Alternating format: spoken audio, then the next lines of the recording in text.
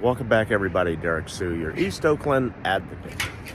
Well, as a follow-up to what has happened a couple days ago, which was the killing of Officer Tuan Lay, and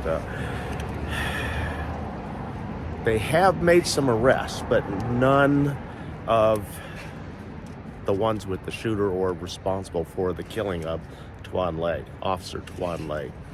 And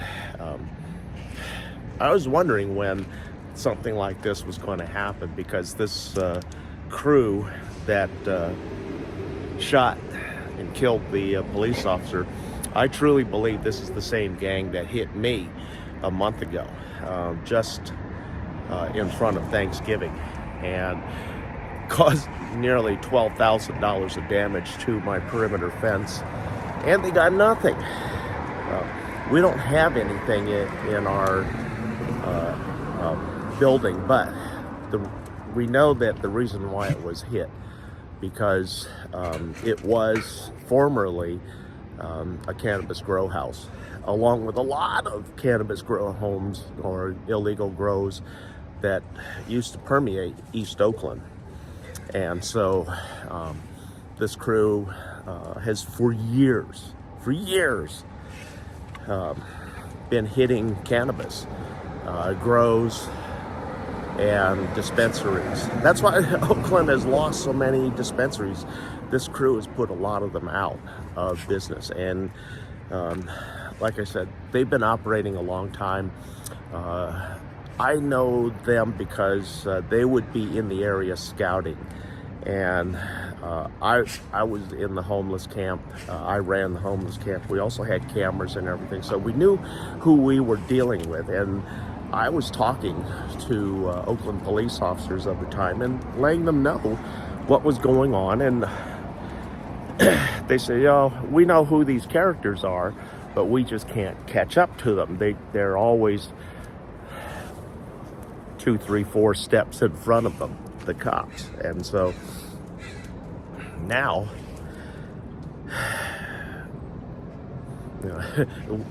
they literally closed most of Oakland's dispensaries. A dispensary that I used to use, which was Phytology, they were hit so many times in a week that they decided not to open up again, and that was during COVID. And so they've been gone a long time, as are a lot of cannabis dispensaries, because of this crew and the lack of enforcement by Oakland police. And so now that one of their own has gotten killed, which we knew this was going to happen eventually, because the crew that I literally saw outside my gates, they had 3 assault weapons. They're 50 feet away from me. I have my .45 auto, and in most cases with my counterterrorism training, that would have been more than sufficient to handle the situation. However, there were more than 3 of them. There's a dozen in this crew, because they had the entire street blocked off by cars. They had 6 cars going all across Hawley Street, blocking it off from 75th Avenue. And they had 3 armed young men, and they're all Hispanic, and they're operating fearlessly for the most part, because they didn't have any mask. And so they're not hiding their identities. They're that bold and brazen. And when the cops finally showed up at my door after my phone call, telling them what's going on here, they had already broken into 2 more commercial units here right in the area. Literally one right next door to me, and then 2 doors away from where I am. And they literally were beating down everybody's perimeter gates with heavy trucks. I mean, they destroyed my fence. It took us nearly a week to re-straighten everything and then get it back up. And and rolling correctly again. So there's a lot of damage, and we don't have anything. We're still setting up a business. We're clearing out all the old garbage that used to be here, and it's extensive, the amount of stuff that's here. And the thing is, nobody wants it because the stuff gets antiquated real quick. And what was here is like dinosaurs. Finding dinosaurs, it's so old. So anyway, as we move into the new year, let's hope that we can get a hold of some of the crime and some of the criminals, get put out of business one way or another. Killing our police officers, robbing, killing, terrorizing our residents here in Oakland, that's not acceptable. Mayor Shang Tao, you're not doing your job. We knew that you were the least qualified candidate when all of us were running for mayor. And I was the most qualified candidate, even though a lot of folks didn't think so.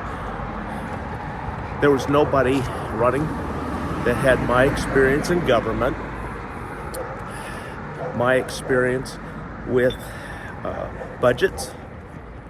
My experience was running my corporation as part of a government counterterrorism agency and a $5.5 billion budget annually. I had my own staff. My staff was 800 to 1,000 personnel that I oversaw, and everybody was trained in counterterrorism. We carried guns, all of us. So we knew what we were doing. We kept the country safe. And that seems to be completely lacking right now with our non-leaders. Ma, come here. Sorry about that.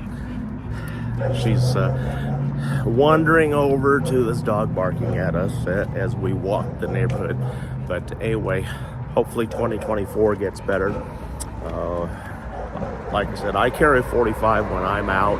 Plus I have my big dog. I have my OC spray. So I have a lot of weapons on me, not to mention my martial arts. I have 56 years of martial arts training. And then I got dangerous when the government gave me a license for carry. And it's a big responsibility, folks. And with that responsibility, we have to do good with that responsibility. Keep people safe, keep the country safe, and take control of the terrorists, because that's what this is. It's terrorism, and we're going about what we're doing with the criminals all the wrong way. And things are going to have to change in order for us to regain control of our society, because the criminals are running rampant. Stupid people like Governor Gavin Newsom are taking away our 2A rights and leaving us as sheep to be picked off by the coyotes of society. Happy New Year, and we're praying for a blessed 2024. Thanks for joining me today.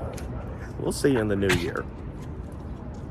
Side note, folks, this is New Year's Eve tonight. It's going to be dangerous. A lot of gunfire. Back in 2018, going into 2019, I was missed by a bullet that fell out of the air. Missed me by 3 feet. So please, no celebratory gunfire. shooting bullets into the air, because those damn things come down somewhere and it could kill somebody. And the thing is, with the rifling, California can trace that bullet, and if it happens to be one of yours and it's legal, it could be bad for you. And I'm going to leave a picture of that bullet that narrowly missed me, and how I knew a bullet came through, because it hit the back in 2019, going into 2019. This was the finish of 2018, going into midnight 2019, wherein the bullet literally missed me by 3 feet. It hit my cast iron 3-burner cooktop and ricocheted. And so with that ricochet came, I found the bullet a few days later and turned it into OPD, and they took it from there. So folks, no celebratory gunfire, just as a side note. And if you are, hopefully you have enough rooftop to keep that bullet from going through your roof and killing you in your sleep. Because when I was homeless, one of those bullets also dropped out of the sky and went through another homeless person's hood on their Dodge Ram. I mean, literally went through the first layer of the skin on the hood over the engine. It was scary when we saw that. Didn't get through the framing of that hood, but it did. The heavier framing metal stopped the bullet, and it was a .45 that dropped out of the air, so a heavy bullet. So again, please don't shoot guns into the air, shoot bullets into the air. Stay safe. I have a steel roof, so the likelihood of it coming through is not likely. So anyway, Happy New Year, folks, and we're going to get back to work here in the new year.